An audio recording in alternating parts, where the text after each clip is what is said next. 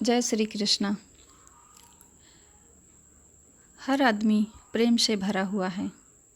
Space चाहिए जहाँ वह प्रकट हो जाए, और हम भरे हुए हैं अपने मैं से। हर आदमी को स्मरण रहे, जब तक आपकी आत्मा पर पत्थर मिट्टी से भरे हुए हैं, आपके कुएं में झरने में नहीं फूट सकते। एक पुरानी कथा है, एक सम्राट और एक वृक्ष की। इस कहानी को अंत तक सुनेंगे तो जीवन में बहुत बड़ी सीख मिलेगी, बहुत कुछ समझना आएगा। एक बहुत पुराना वृक्ष था, आकाश में सम्राट की तरह। उसके हाथ फैले हुए थे, उस पर फूल आते, दूर दूर से पक्षी सुगंध लेने आते, उस पर फल लगते, तितलियां उड़ती, उसकी छाया, उसके फैले हाथ, हवा में उसका खड़ा रूप आकाश में बड़ा सुंदर सा दिखता। एक छोटा बच्चा उसकी छाया में रोज खेलने आता। उस बड़े वृक्ष को उससे बड़े प्रेम हो गया, उस बच्चे से बहुत प्रेम हो गया। बड़ों को छोटों से प्रेम हो सकता है, अगर बड़ों को पता न हो कि हम बड़े हैं। वृक्ष को भी कोई पता नहीं था कि मैं बड़ा हूँ। शायद इसीलिए उस छोटे बच्चे से प्रेम हो गया। आदमी को होता तो नहीं होता, इसलिए उसका प्रेम, वो वृक्ष था ना, इसलिए उसको प्रेम हो गया। इंसान तो अहंकार में रहता है ना, कि मुझे अपने से गरीब लोगों से प्यार नहीं करना। हमेशा लोग अपने से ऊपर, हर चीज़ में ऊपर ही देखते हैं। वो कभी भूल जाते हैं कि हमारे साथ भी ऐसा ही कोई सोचता होगा।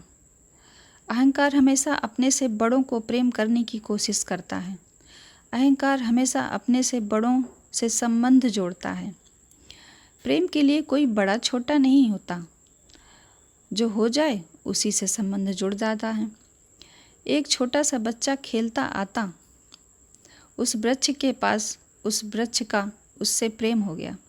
लेकिन वृक्ष की शाखाएं ऊपर थीं, बच्चा छोटा था, तो वृक्ष अपनी शाखाओं में नीचे झुका देता ताकि वह बच्चा फल तोड़ सके, फूल तोड़ सके। प्रेम कहते हैं झुकने को जारी है। कहते हैं ना कि प्रेम हमेशा झुकने को राजी है। अहंकार कभी भी झुकने को राजी नहीं है। अहंकार के पास जाएंगे तो अहंकार के हाथ और ऊपर उठ जाएंगे ताकि आप उसे छू ना सकें, क्योंकि जिसे छू लिया वो छोटा आदमी है ना। जिसे ना छुआ जा सके वो सिंहासन पर बैठा, दिल्ली की गद्दी पे बैठा एक बड़ा आदमी है।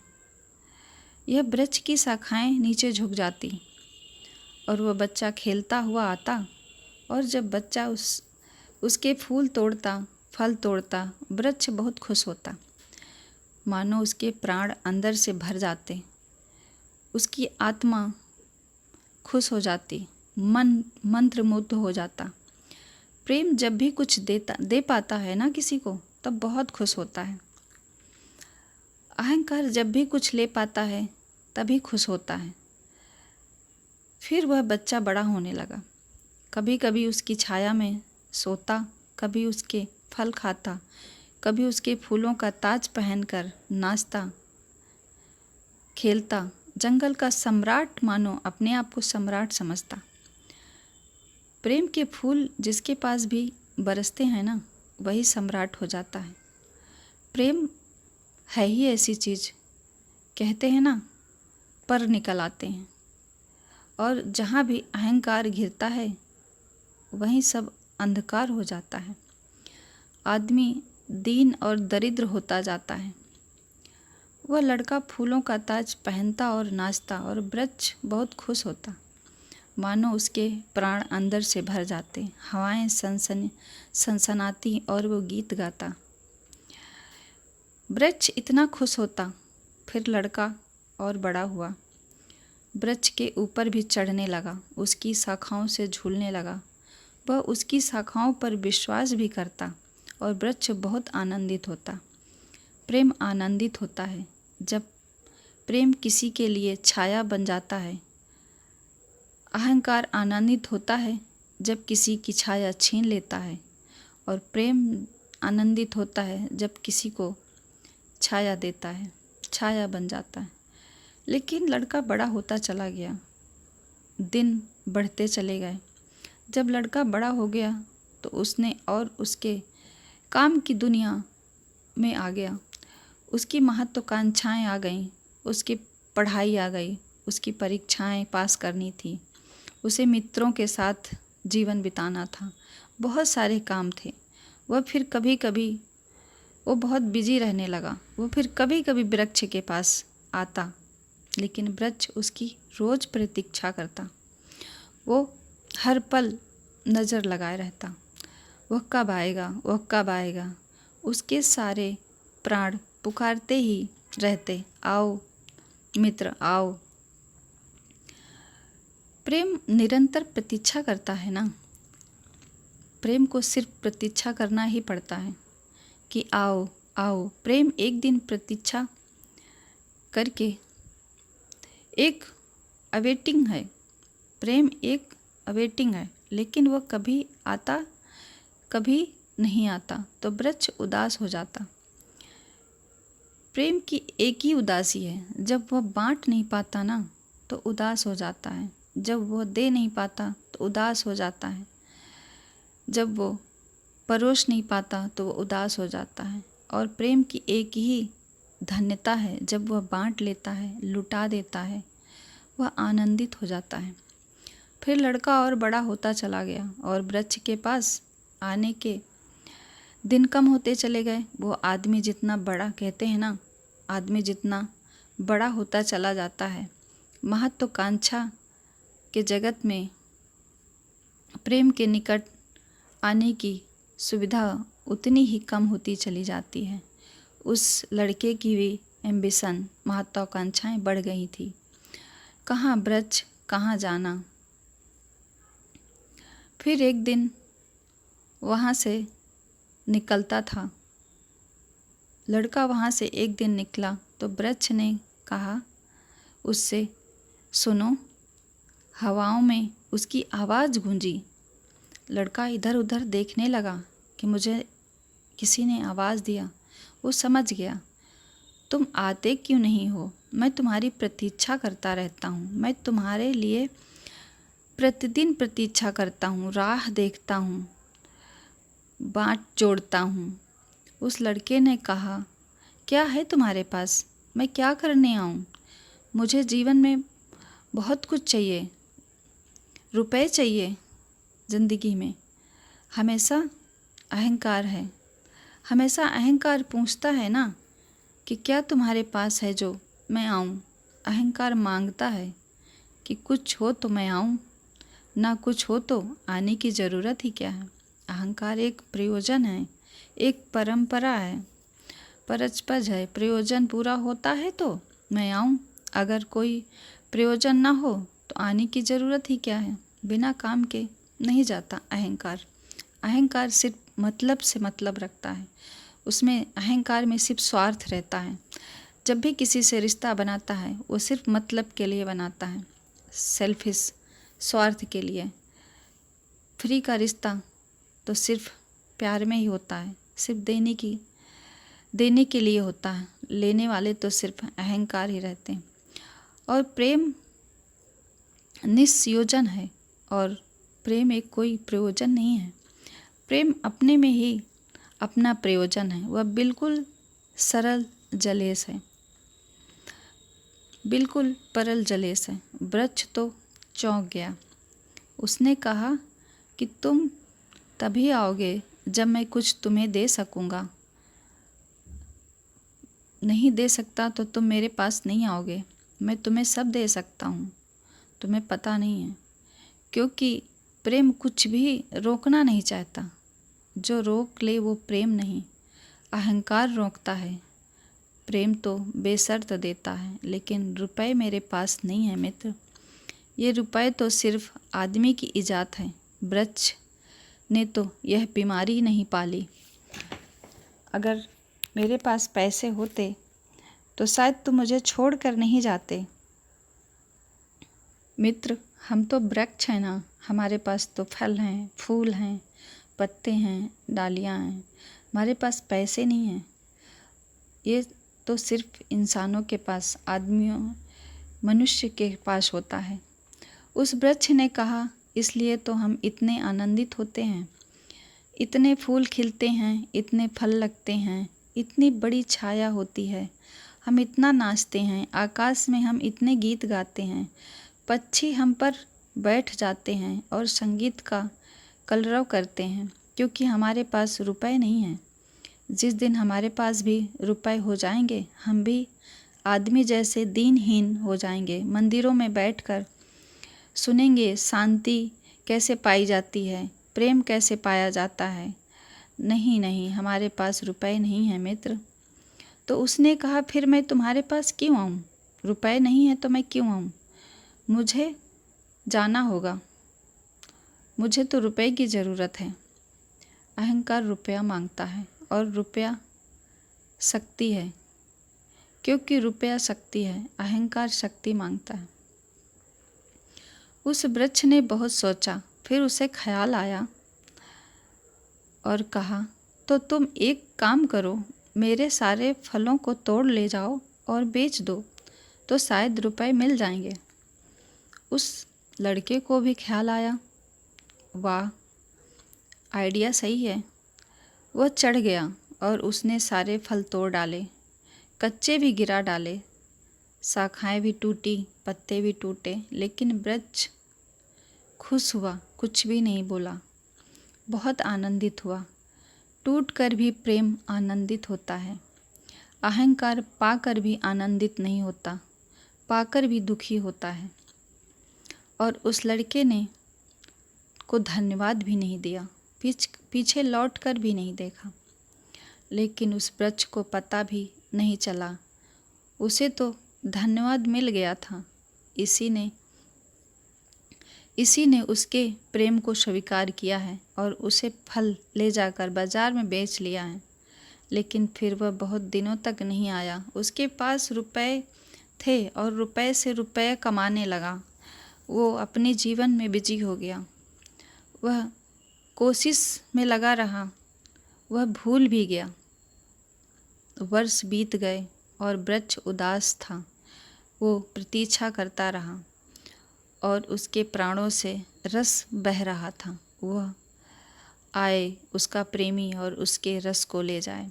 जैसे किसी माँ के स्तन में दूध भरा हो और उसका बेटा खो गया हो और वो उसके सारे प्राण तड़प रहे हों कि उसका बेटा कहाँ है। जैसे वह खोजे, उसे हल्का कर दे, निर्भर कर दे, उसे उस वृक्ष को, उसी तरह उस वृक्ष के प्राण पीड़ित होने लगे कि वह आए आए, उसकी सारी आवाज़ गूंजने लगी।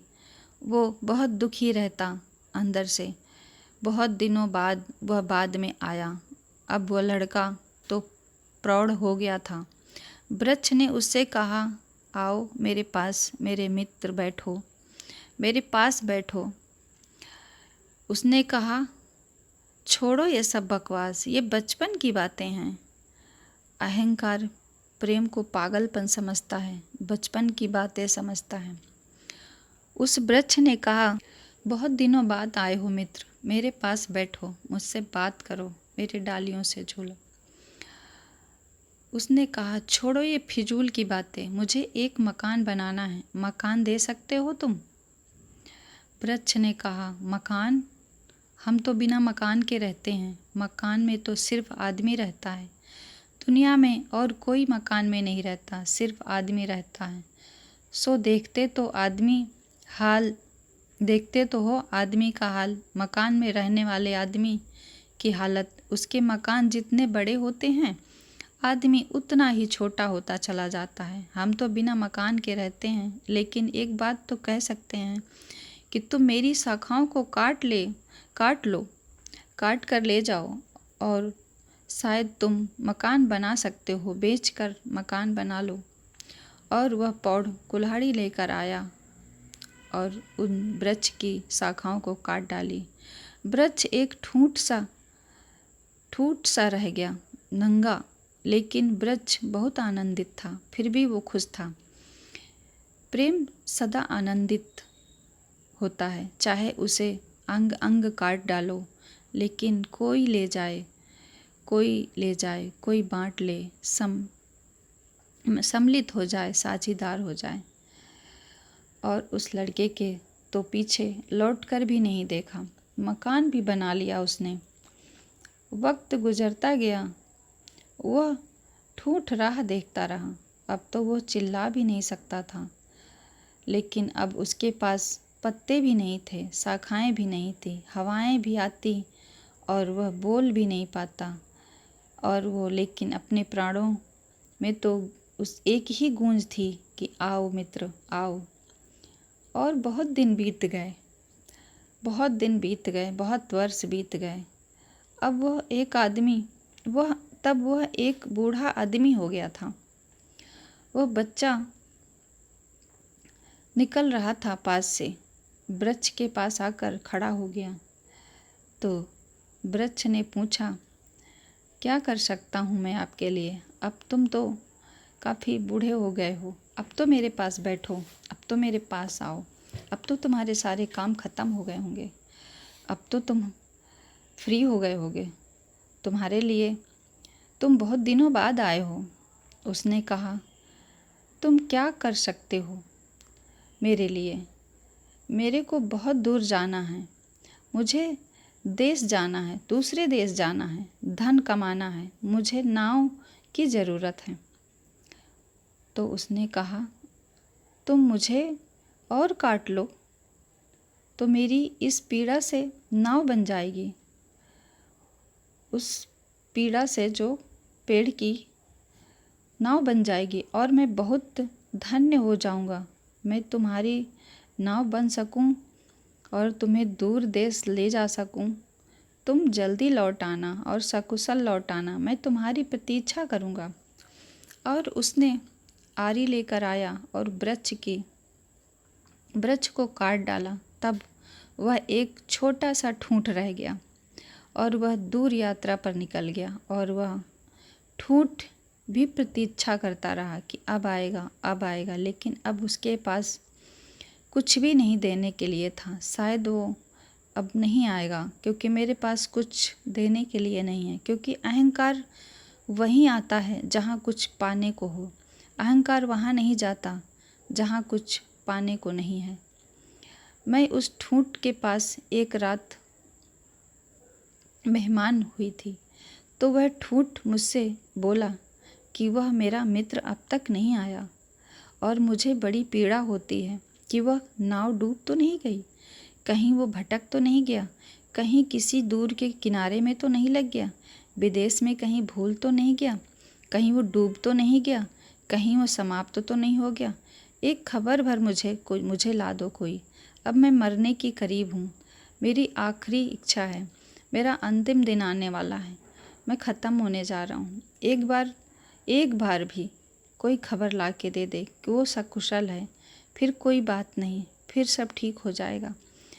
अब तो मेरे पास देने के लिए कुछ भी नहीं है, इसलिए वो आएगा ही नहीं। और मैं उसको बुलाऊं तो कैसे बुलाऊं? वो नहीं आएगा, क्योंकि मेरे पास शायद कुछ देने के लिए नहीं है, क्योंकि वह लेने की ही भाषा समझता है। अहंकार लेने की ही भाषा समझता है। कहते हैं ना, अहंकार लेने की ही भाषा समझता है, देने की भाषा नहीं। इससे ज़्यादा और कुछ मैं क्या कहूँ। जीवन एक ऐसा वृक्ष बन जाए और उस वृक्ष की शाखाएं अनंत तक फैल जाएं, सब उसकी छाया में हों और सब तक उसकी बाहें फैल जाएं, तो पता चल सकता है कि प्रेम क्या है। प्रेम का कोई शास्त्र नहीं है, प्रेम का कोई शास्त्र नहीं है, कोई परिभाषा नहीं है, ना प्रेम का कोई सिद्धांत है। मैं तो बहुत हैरानी के साथ ये कहूँगी आपसे कि प्रेम क्या है, वह तो बताना मुश्किल है। आकर बैठ सकती हूँ, अगर मेरी आँखों में दिखाई पड़ जाए तो दिखाई पड़ सकता है, अगर मेरे हाथों में दिखाई पड़ जाए तो दिखाई पड़ सकता है। मैं कह सकती हूँ यह प्रेम है, लेकिन प्रेम क्या है यह मेरे आँखों में न दिखाई पड़े, मेरे हाथों में ना दिखाई पड़े तो शब्दों में बिल्कुल नहीं दिखाई पड़ सकता कि प्रेम क्या है। मेरी बातों को इतने प्रेम से, शांति से सुना, बहुत बहुत अनुग्रहित हूँ। और अंत में सबके भीतर बैठे परमात्मा, प्रभु, ईश्वर, जीसस, गॉड सबको प्रणाम करती हूँ। मेरे प्रणाम को स्वीकार करना और मेरे इस कहानी को तहे दिल से सुना आप लोगों ने। शुक्रिया अपना कीमती समय देने के लिए। कमेंट करके ज़रूर बताइएगा ये सब आपको मेरे शब्द कैसे लगे। Thank you.